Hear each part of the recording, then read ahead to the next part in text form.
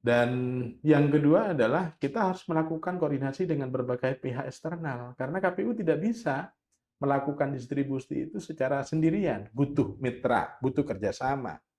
Pernah di Pilkada kemarin tahun 2024 itu teman-teman dapat peringatan, dapat informasi dari BMKG bahwa kapal tidak beroperasi ya. Ternyata pihak nelayan memiliki insting tersendiri ya. Oh, Dengan cuaca seperti ini, oh enggak katanya. Akhirnya kita pakai perahu-perahu perahu nelayan itu nelayan. ya untuk kemudian proses pengiriman. Begitu juga di beberapa tempat di pegunungan seperti di Jember yang tidak dapat dijangkau oleh kendaraan Kendaraan bermotor, besar. ya kendaraan bermotor itu pakai tenaga kuda. Oh, Bekerja kayaknya di ruang gelap kayaknya begitu, iya tetapi betul. substansinya sangat mendasar, menjadi ruh dan menjadi jiwa lah.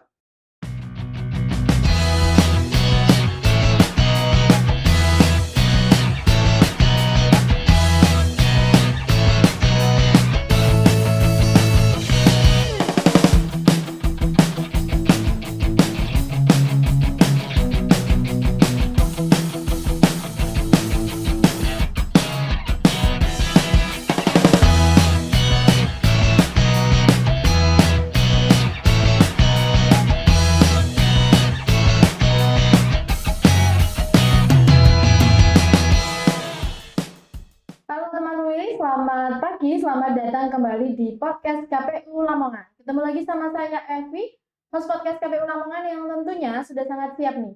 Temenin teman pemilih, kita akan ngobrol seru seputar demokrasi di Kabupaten Lamongan.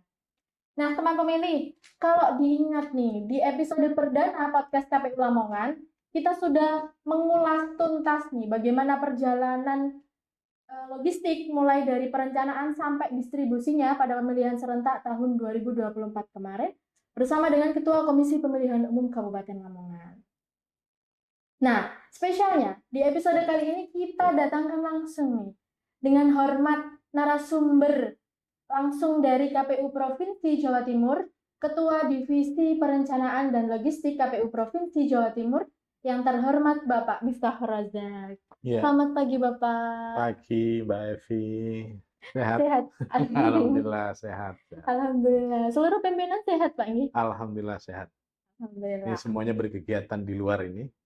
Jadi semuanya melakukan monitoring, juga ada beberapa kegiatan di Jakarta yang harus dihadiri oleh teman-teman KPU Provinsi. Wah, semoga dengan padatnya kegiatan ini tetap selalu sehat Pak. Amin ya Rabbal Alamin. Dan tentunya harus tetap semangat nih teman pemilih. Oke teman pemilih, karena narasumber spesial kita membidangi divisi perencanaan dan logistik, maka tema kita pada podcast kali ini adalah mengulas bagaimana perjalanan logistik kalau dulu di Kabupaten Lamongan, maka saat ini adalah di seluruh provinsi Jawa Timur. Oke, seperti biasa sebelum obrolan seru kita dimulai, rutinitas kita adalah ngopi dulu, Pak. Siap. Silahkan, Bapak. Terima kasih kopinya.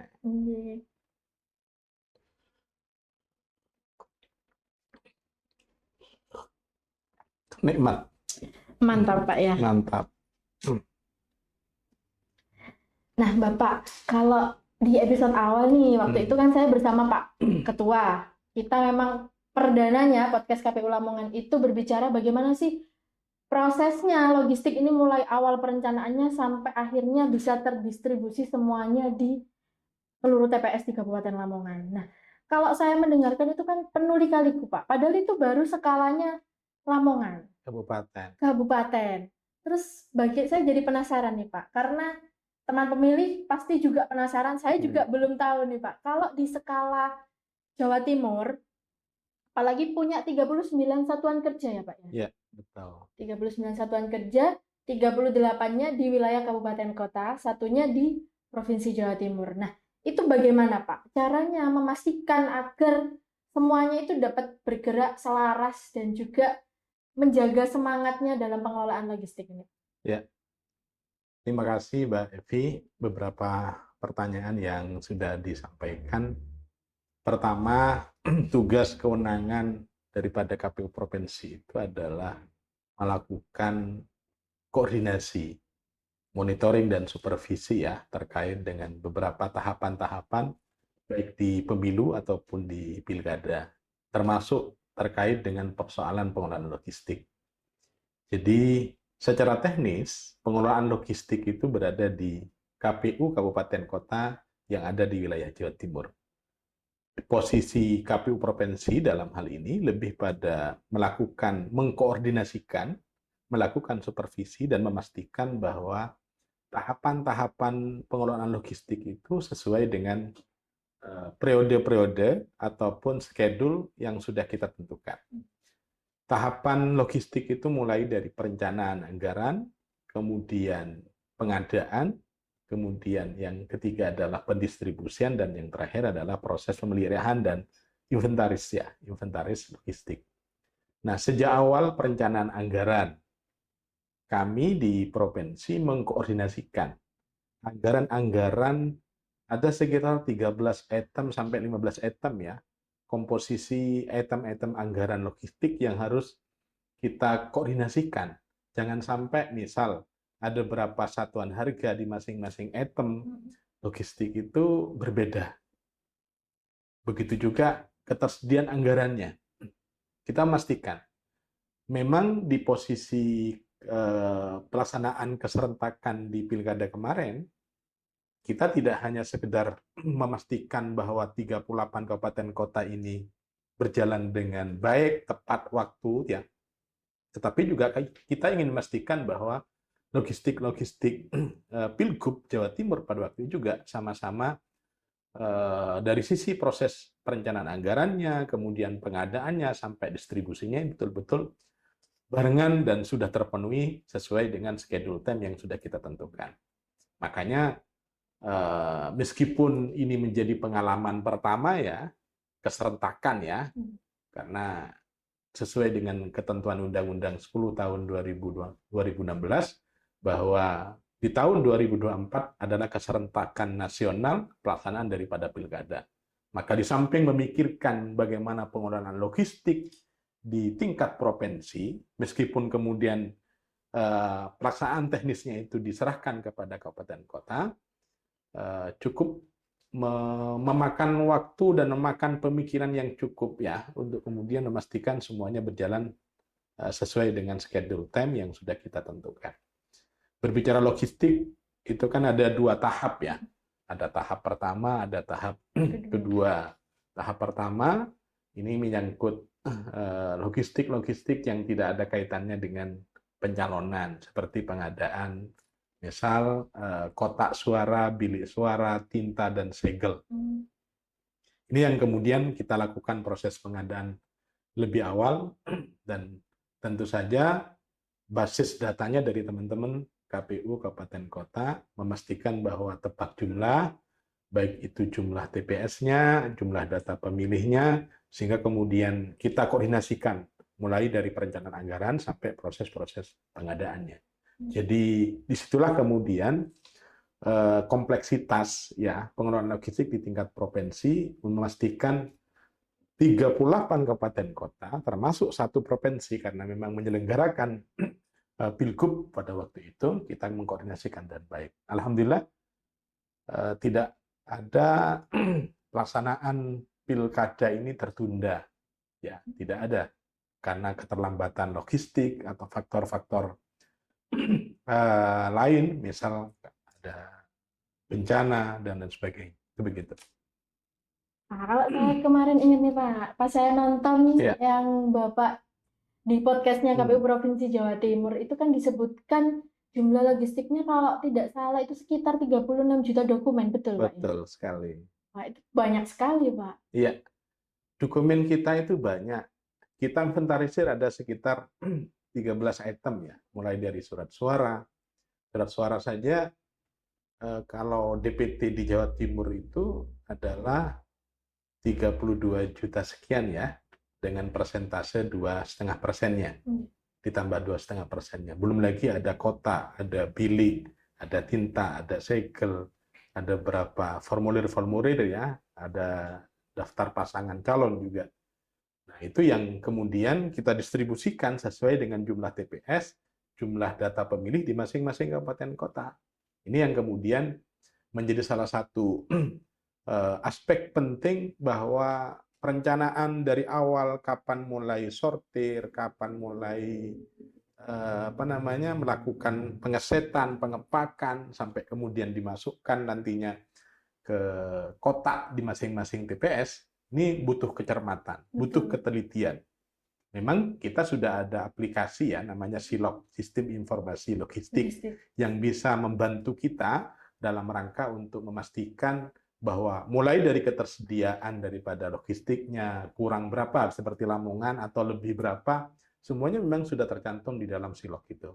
Sehingga KPU Provinsi di samping dengan kita melaksanakan pertemuan tatap muka dalam rangka mengevaluasi sejauh mana aspek-aspek hambatan ataupun tantangan secara luring, kita juga bisa memonitor melalui SILOG itu. Sejauh mana kemudian proses-prosesnya, sehingga kemudian terutama aspek kekurang kirim atau kurang karena faktor rusak, kalau surat suara atau logistik lain sudah terpantau dengan baik. Dan proses untuk pengajuan ataupun pemenuhannya pun melalui juga SILOG, sehingga cepat, tidak harus kemudian kita datang langsung ya ke penyedia, ke pabrik, bahwa ini kekurangan surat suara di Lamongan, misal sekian.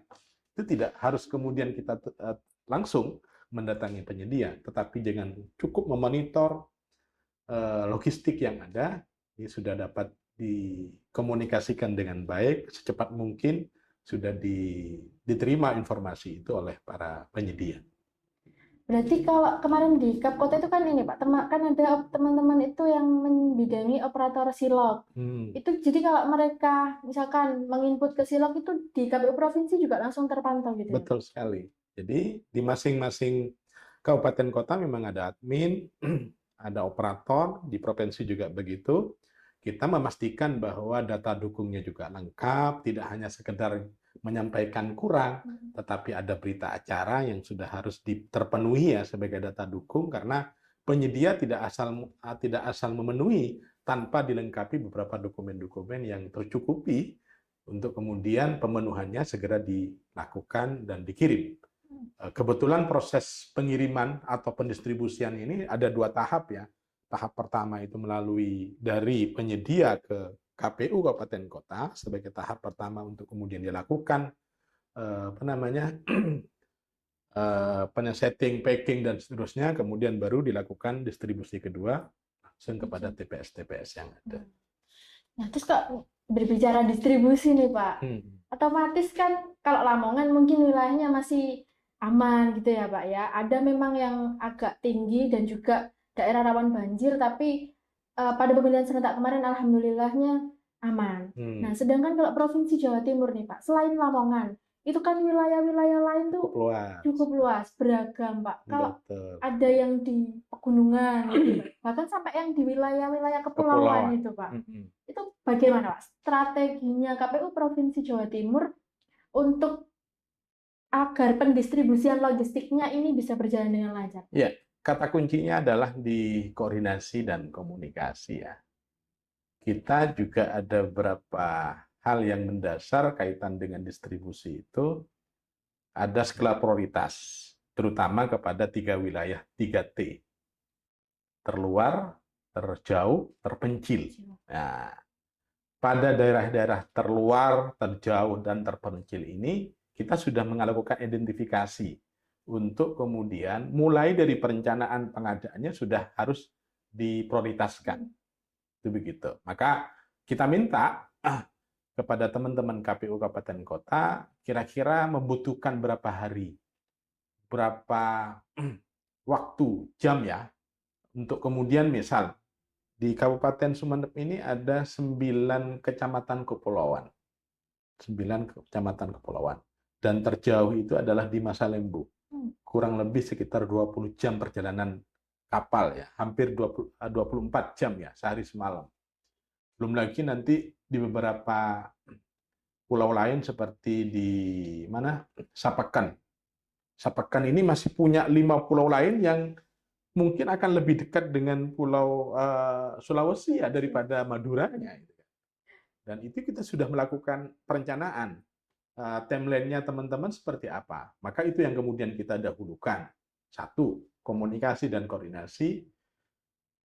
Dan yang kedua adalah kita harus melakukan koordinasi dengan berbagai pihak eksternal. Karena KPU tidak bisa melakukan distribusi itu secara sendirian. Butuh mitra, butuh kerjasama, butuh pihak luar. Salah satunya adalah misal, karena terkait dengan masalah kepulauan, ini mungkin harus koordinasi dengan Dinas Perhubungan ya, kaitan dengan persoalan jadwal kapalnya kapan berangkat, terakhir, sehingga sudah dihitung lebih awal. Oh, kalau kemudian jadwal di Masa Lembu per 2 minggu sekali baru ada kapal, maka sudah kita menghitung. Semuanya sudah harus ready, sudah siap untuk kemudian menyesuaikan dengan jadwal pemberangkatan kapal yang sudah ditentukan oleh pihak Dinas Perhubungan ya, misal ke Masa Lembu, Sapekan atau Pulau Raas dan seterusnya. Ini yang kemudian menjadi perhatian kita. Maka di kepulauan di Sumeneb itu rata-rata 2 minggu sebelum distribusi di wilayah daratan sudah mulai berjalan, sudah kita melakukan proses-proses pendistribusian yang dikawal oleh pihak kepolisian dan teman-teman Bawaslu. Itu begitu. Oh, luar biasa sekali ya Pak ya. Sehingga dengan semua strategi-strategi tersebut, distribusi logistiknya alhamdulillah lancar Pak ya. Ya, bahkan misal pun kemudian ada sebuah informasi ya dari BMKG bahwa cuaca tidak mendukung, sangat ekstrem, sangat bahaya sekali sehingga kapal tidak berangkat. Kita harus tempuh itu, harus tetap terkirim ya dengan selamat, tepat waktu distribusi logistik itu. Pernah di Pilkada kemarin tahun 2024 itu teman-teman dapat peringatan, dapat informasi dari BMKG bahwa kapal tidak beroperasi ya, tidak istilahnya tidak berangkat sesuai dengan schedule. Tetapi bagaimanapun logistik ini sudah harus nyampe kepada TPS-TPS yang ada.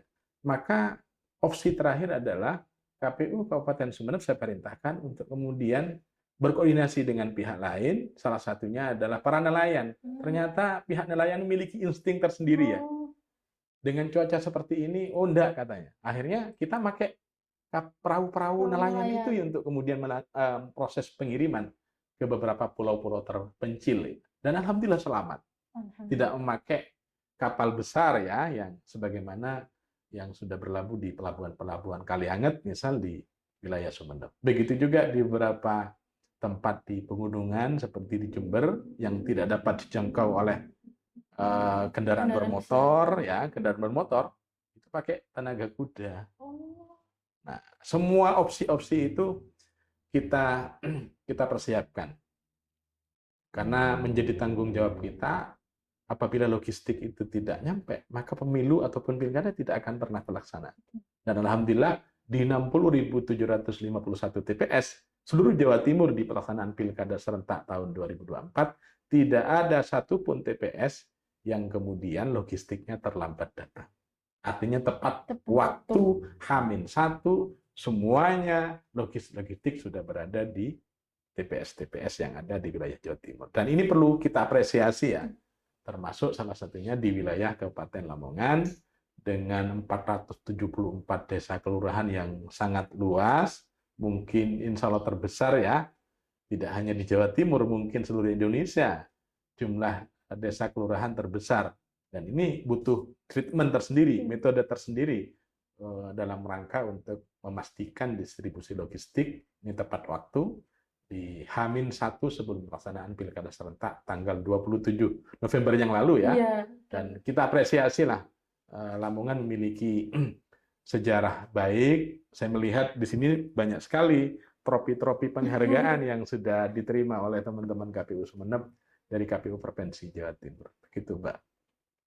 Oke, itu teman pemilih. Terima kasih nih Pak. Iya. Tadi akhirnya teman pemilih, saya juga akhirnya tahu, oh ternyata selain proses perjalanan pengiriman logistik di Kabupaten Lamongan gini, dan ternyata kalau ngirim ke kepulauan. Betul. Terus juga tadi yang pakai kuda itu di Jember ya Pak ya? Di Jember. Sampai pakai kuda. Terus kalau berbicara nih Pak, tadi kan kita sudah ngobrol terkait pendistribusian logistik. Nah, tadi juga sempat disinggung terkait koordinasi dan komunikasi Pak. Apalagi dengan jumlah satker yang banyak, gimana sih Pak caranya menjaga tips-tipsnya gitu Pak, koordinasi dan komunikasi biar selaras gitu, karena kan tiap satker itu kayaknya punya karakternya masing-masing gitu Pak. Nah, disitulah memang seninya kita, apa namanya, dinamika seni dan dinamika kita melakukan beberapa kewajiban, tugas dan kewajiban kita ya, selaku KPU Provinsi. Kita berbagai cara membangun kultur budaya yang cukup efektif melakukan komunikasi dan koordinasi itu. Misal, kita tidak mengandalkan pertemuan-pertemuan secara langsung ya melalui rapat-rapat koordinasi, rapat evaluasi, BIMTEK dan sebagainya. Tetapi juga ada media lain yang dapat kita dijadikan media komunikasi yang cukup efektif. Misal ada WA group ya. Kita minta. Yang penting teman-teman di kabupaten kota kita minta operator Kasubagkul, terutama penanggung jawab utamanya adalah Ketua Divisi Logistik, memastikan ada laporan per hari. Semua elemen terkait dengan persoalan logistik sudah kita pantau. Bahkan kemarin kita miliki ide untuk melakukan distribusi serentak terbanyak seluruh Indonesia. Akhirnya kita mendapatkan rekor muri. Ada penghargaan rekor muri dari apa namanya ya Muri Indonesia. Dan bahkan itu dalam apa namanya sertifikat penghargaannya adalah rekor dunia. Karena memang mendistribusikan logistik terbanyak di dalam satu hari. Mulai dari kabupaten sampai ke kecamatan sampai ke desa kelurahan, dan kemudian dilakukan proses secara manual di masing-masing satker, dalam hal ini 38 kabupaten kota ke desa kelurahan sampai TPS-TPS yang sudah ditentukan lebih awal ya, di mana titik koordinat daripada TPS-TPS yang sudah ditentukan oleh teman-teman sebelumnya. Itu begitu. Alhamdulillah kita mendapatkan apresiasi itu. Tidak semua KPU Provinsi seluruh Indonesia mendapatkan apresiasi dari Muri. Itu begitu. Jadi tiap hari gitu ya Pak ya? Tiap hari kita pantau. Jadi ya teman-teman harus on call ya 24 jam dalam hal ini. Ya wajar lah kalau kemudian di akhir-akhir menjelang pelaksanaan pilkada 1-2 minggu itu adalah menjadi titik krusial ya persiapan kita di logistik, terutama memastikan bahwa jangan sampai kemudian ada keterlambatan daripada logistik sehingga menghambat terhadap pelaksanaan daripada pilkada serentak tahun 2020. Dan alhamdulillah kita apresiasi dan sangat berterima kasih lah komitmen ikhtiar yang luar biasa yang dilakukan oleh teman-teman KPU Kabupaten Kota se-Jawa Timur. Iya Pak, malahan pas proses-proses mau pemilihan tuh Pak, yang pas apa sibuk-sibuknya mengurus logistik itu teman-teman sampai nginep tuh Pak di kantor, nggak pulang-pulang. Jadi Bang Toyib. Iya, jadi Bang Toyib. Baju-bajunya dibawa ke kantor semua. Bahkan tidurnya kadang-kadang di gudang ya. Di gudang, iya. Memastikan bahwa kemudian logistiknya sesuai dengan schedule, sudah harus tuntas, pengesetannya, pengepakannya, dan armada-armada juga harus kita cek ya. Iya, betul. Harus layak pakai dan sebagainya. Teman-teman kita apresiasi banyak yang kerjasama dengan PT Pos, beberapa pihak ketiga memastikan bahwa di proses perjalanan itu tidak terhambat, tidak terhalang, tidak ada gangguan, misal cuaca ekstrim, hujan dan sebagainya. Dan alhamdulillah di Jawa Timur tidak ada, tidak sampai kemudian kena banjir atau kena hujan. Kita minta bahwa gudang-gudang logistiknya betul-betul sesuai dengan SOP yang sudah kita tentukan. Jadi jauh dari potensi kena banjir, kemudian pengamanannya juga sudah harus betul-betul sudah dimaksimalkan. Kemudian kita angkat juga ya, ada petugas pengamanan logistik di gudang-gudang untuk kemudian memastikan semua terencana dan terlaksana dengan baik dengan perencanaan yang sudah kita tentukan dari awal. Terus yang menarik bagi saya nih Pak, bahwa ternyata Pak Razak ini di divisi perencanaan dan logistik, khususnya kali ini di logistiknya nih Pak, bukan hanya memastikan agar seluruh logistik kita itu terdistribusi tepat waktu, tapi juga menjadikan pengalaman-pengalaman itu kemudian didokumentasikan dalam sebuah buku Pak. Betul sekali. Tata kelola logistik Pilkada Jawa Timur, betul Pak? Betul sekali. Ya, Luar biasa. kita ada 2 buku ya, sudah dicetak, kita distribusikan ke berbagai pihak. Judul yang pertama itu adalah Bunga Rampai Tata Kelola Logistik, yang berisi tentang tulisan-tulisan ilmiah berdasarkan pengalaman-pengalaman masing-masing para ketua divisi logistik. Nah, kita minta para ketua ini nulis tentang kelogistikan. Jadi dengan demikian ternyata teman-teman ini memiliki kemampuan. Jadi tidak hanya sekedar bekerja, tetapi juga bisa berpikir dan dituangkan dalam sebuah tulisan-tulisan. Dan kita apresiasi itu. Begitu juga buku kedua tentang tata kelola logistik, berisi dokumentasi keseluruhan, A sampai Z. Mulai dari anggarannya, berapa proses pengadaan yang kemudian dilakukan, uangnya yang dipakai berapa, nilai efisiensi yang sudah dilakukan berapa, bahkan kemudian bagaimana dinamika pendistribusian, baik kemudian profil, ad hoc, semuanya ada di buku tata kelola logistik itu. Dan ini merupakan rekam jejak ya, sebagai bagian daripada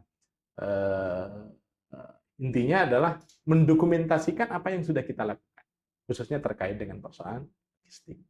Dan ini mendapatkan apresiasi, jadi oleh berbagai pihak, salah satunya perguruan tinggi ya, oh keren, KPU Jawa Timur tidak hanya sekedar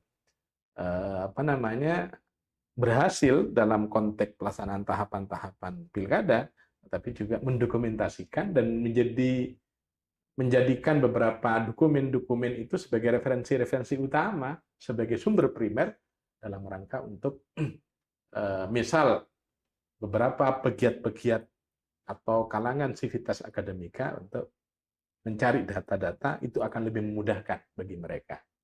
Sehingga semuanya yang tertuang terkait dengan persoalan logistik di pelaksanaan pilkada, khususnya di 2024 sudah tertuang semuanya. Dokumen itu dokumen primer, dokumen-dokumen yang dapat dipertanggungjawabkan, potret dari 39 satker yang ada di wilayah Jawa Timur. Dan itu mendapatkan apresiasi dari KPU Republik Indonesia.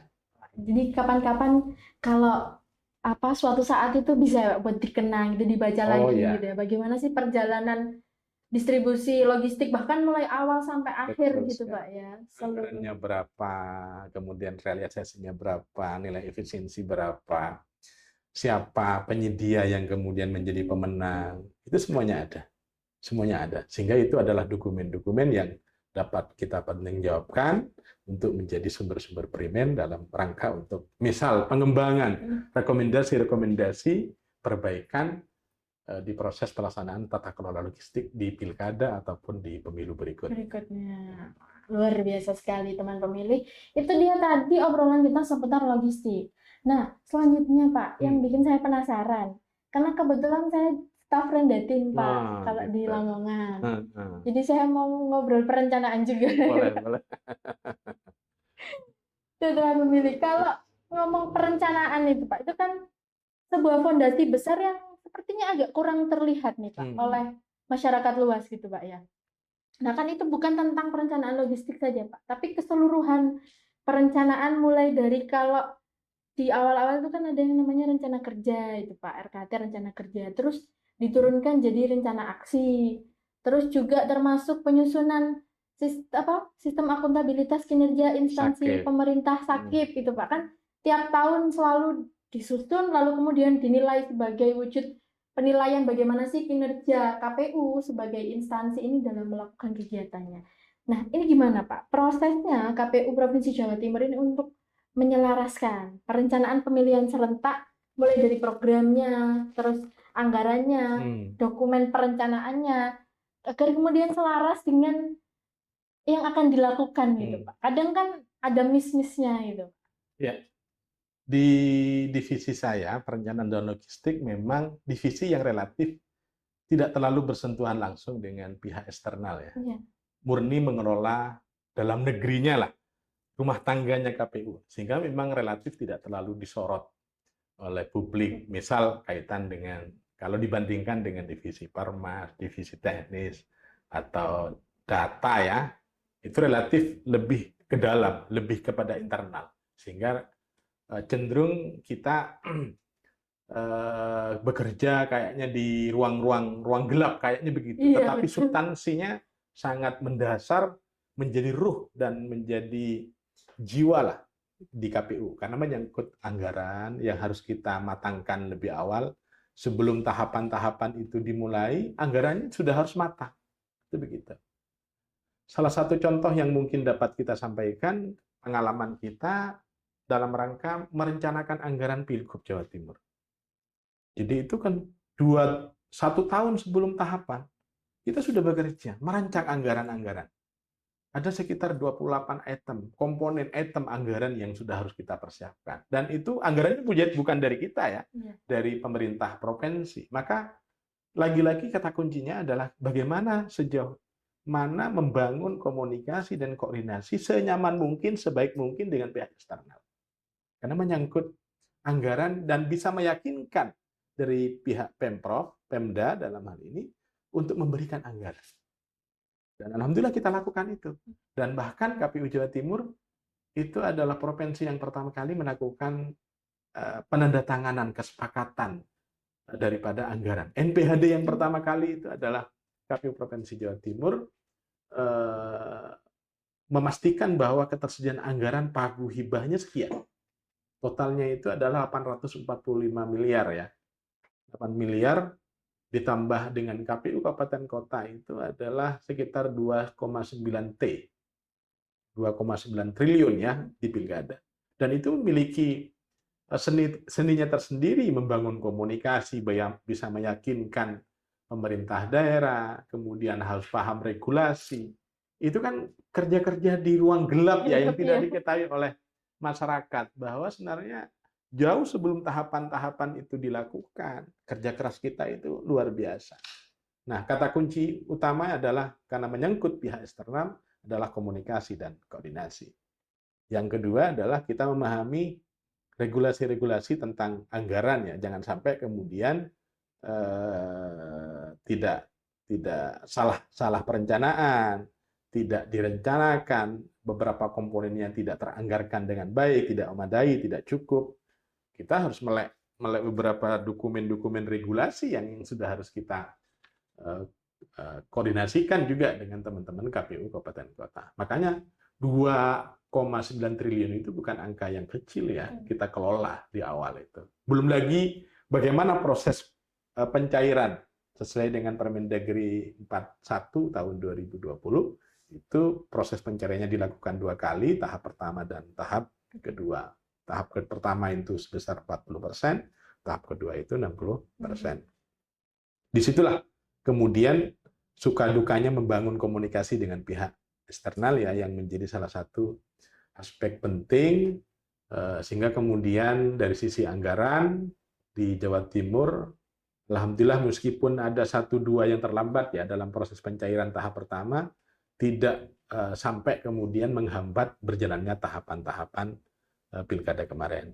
Kalau secara umum anggaran APBN, kita selalu berkomunikasi, koordinasi dengan pihak KPRI ya, khususnya di bidang Biro Perencanaan.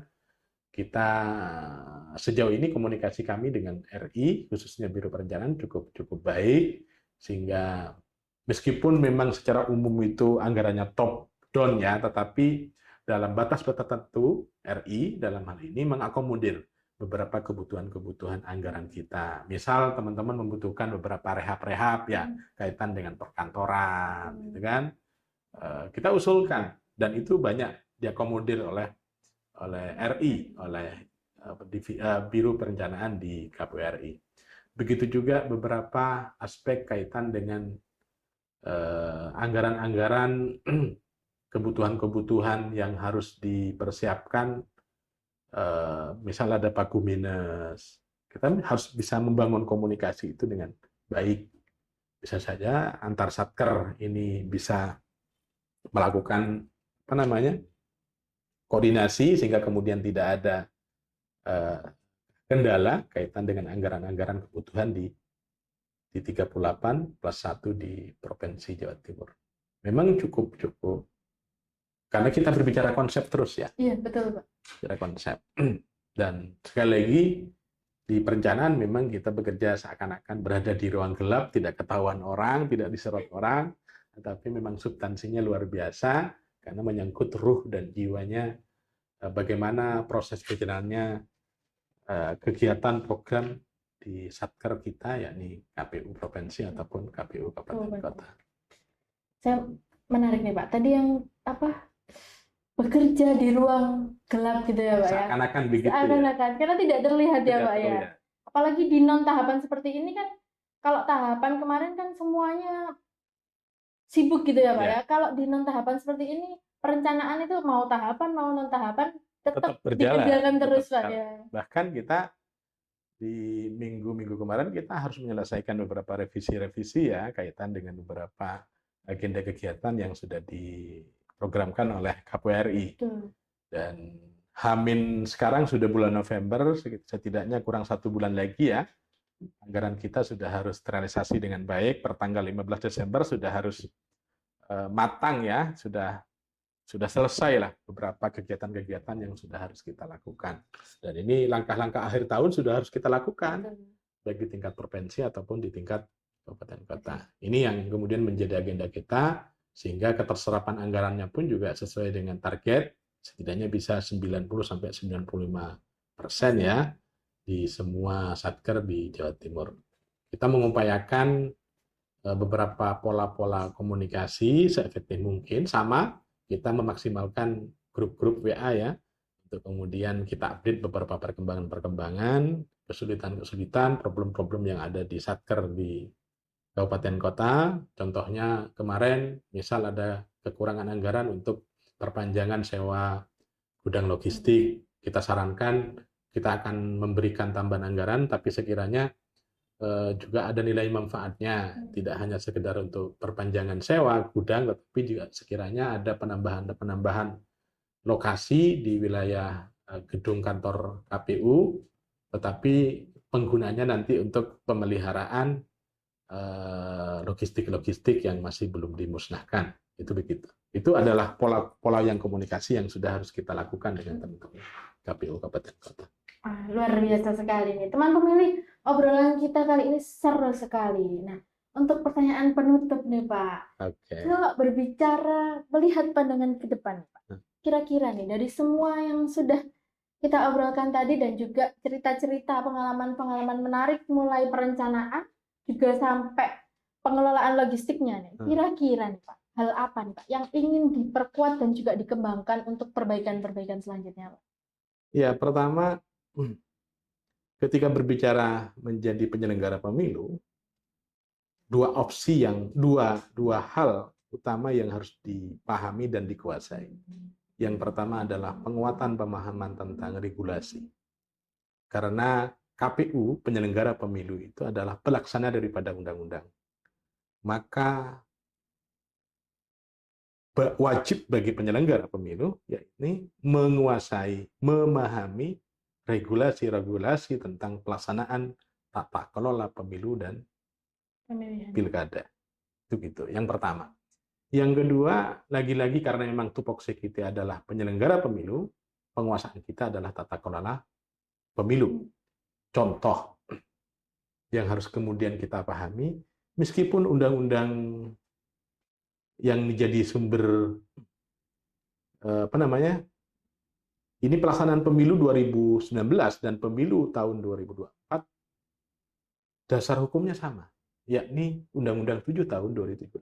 Tetapi beberapa aspek tahapan regulasinya relatif ada sedikit perbedaan-perbedaan pelaksanaan. Maka penguasaan tentang tata kelola pemilu, penguasaan tentang manajemen pemilu, manajemen pilkada harus betul-betul matang. Semua itu didapat sejauh mana kita melek literasi kita. Literasi berupa regulasi, baik peraturan perundang-undangan ataupun regulasi lain yang menunjang terhadap kinerja, pemahaman, penguasaan, kemampuan kita dalam tata kelola pemilu.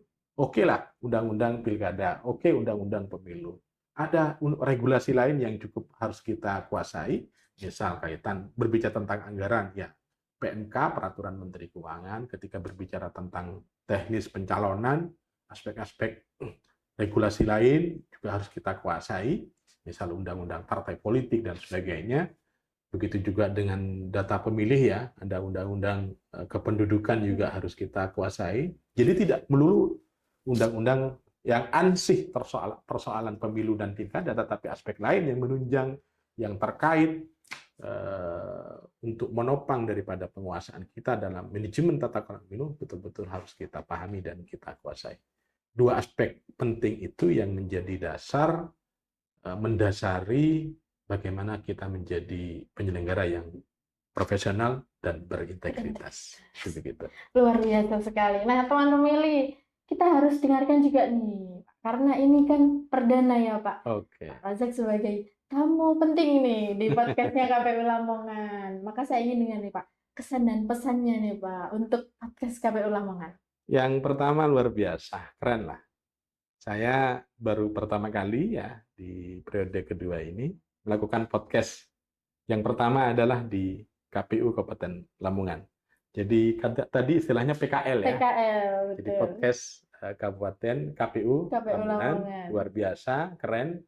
Dan ini merupakan bagian daripada ikhtiar kita untuk melakukan publikasi ya pendidikan pemilih kepada masyarakat, dan melalui podcast ini yang akan menjadi apa namanya ya informasi ke masyarakat untuk mengetahui secara detail bagaimana tata kelola pemilu dan pilkada idealnya khususnya di wilayah Kabupaten Lamongan. Gitu.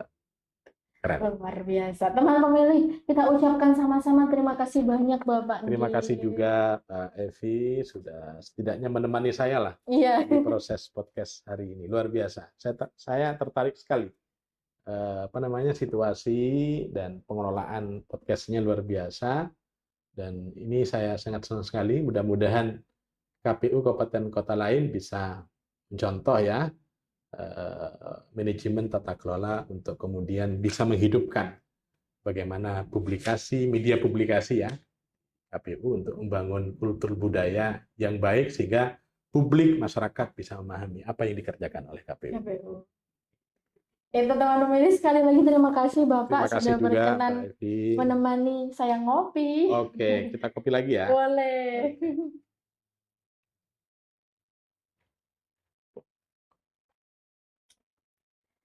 Luar biasa. Itu dia teman pemilih, obrolan seru kita bersama Bapak Miftahul Rozak, Divisi Perencanaan dan Logistik Pak KPU Provinsi Jawa Timur.